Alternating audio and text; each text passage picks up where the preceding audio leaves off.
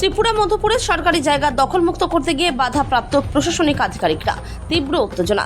সরকারি জমি জবরদখলমুক্ত করতে গিয়ে বাধাপ্রাপ্ত হলেন খোদ প্রশাসনিক আধিকারিকরা।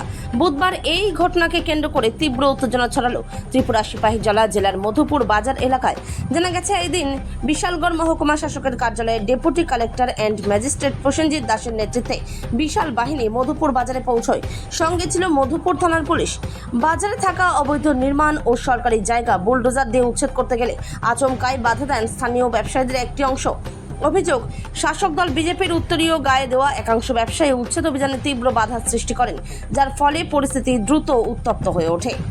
উচ্ছেদ বন্ধ করার দাবিতে জবরদখলকারীরা প্রশাসনিক আধিকারিক ও deputy collector and magistrate Prasenjit দাসের ওপর চড়াও হওয়ার এবং আক্রমণের চেষ্টা চালায় বলে অভিযোগ। এই ঘটনার জেরে মুহূর্তের মধ্যে মধুপুর বাজার চত্বরে রণক্ষেত্রের চেহারা তৈরি হয়। পরিস্থিতি সামাল দিতে পুলিশকে বেগ পেতে হয়। এই ঘটনাকে কেন্দ্র করে এলাকায় এখনও থমথমে পরিস্থিতি বজায় রয়েছে। ত্রিপুরা থেকে বিক্রম কর্মকারের রিপোর্ট, বিগ নিউজ বাংলা। প্রশাসনিক অভিযান করতে এসে যে বাধার সম্মুখীন হয়েছেন, কারণটা কি? অ্যাকচুয়ালি আমরা মধুপুর বাজারকে নিয়ে এত বেশি কনসার্ন ছিলাম যে প্রশাসন বরাবরই চাইছি মধুপুর বাজারটা যারা এনক্লোজ করে আছে তাদেরকে দখলমুক্ত করার জন্য। তো অ্যাকর্ডিংলি আমরা সেভারাল টাইম এ নিয়ে ফোর্থ টাইম চলছে আজকে আমরা বাজারটাকে ডিমার্কেট করি।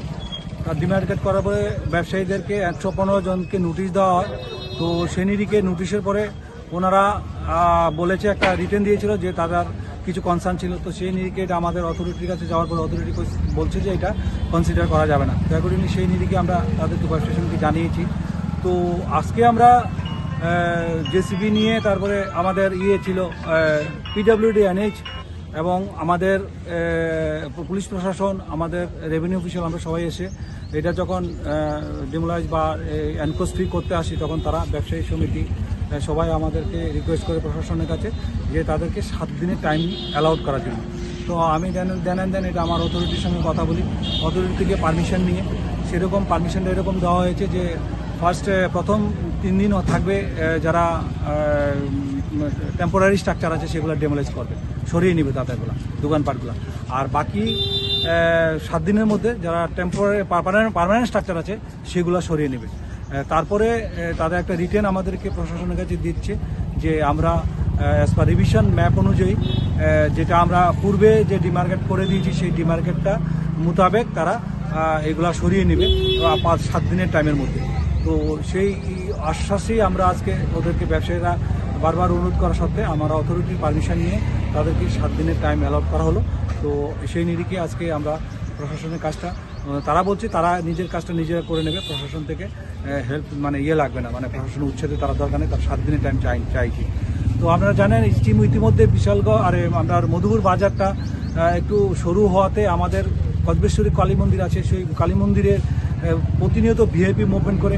সো এই জায়গাতে যদি এনক্লোজ থাকে তাহলে ভিআইপিরা ফ্রিভাবে মুভমেন্ট করতে, তাছাড়া পথচারী বা কোনো ইমার্জেন্সি রুগী থাকলে অ্যাম্বুলেন্স দিয়ে আসা যাওয়া করতে, বা আমাদের ফায়ার সার্ভিস থাকে, ফায়ার সার্ভিস আসা যাওয়া করতে একটা পরিষেবা বিঘ্নত হয়। তো সেই নিরিখে প্রশাসন চাইছে যে এগুলোকে এনক্লোজ ফ্রি করার জন্য, এবং আমরা এটাই করার জন্য বদ্ধপরিকর। এবং তারা যেহেতু আমরা 7 দিন টাইম নিতে, আমার অথরিটি পারমিশন নিয়ে আমরা 7 দিন টাইম অ্যালাউট করছি।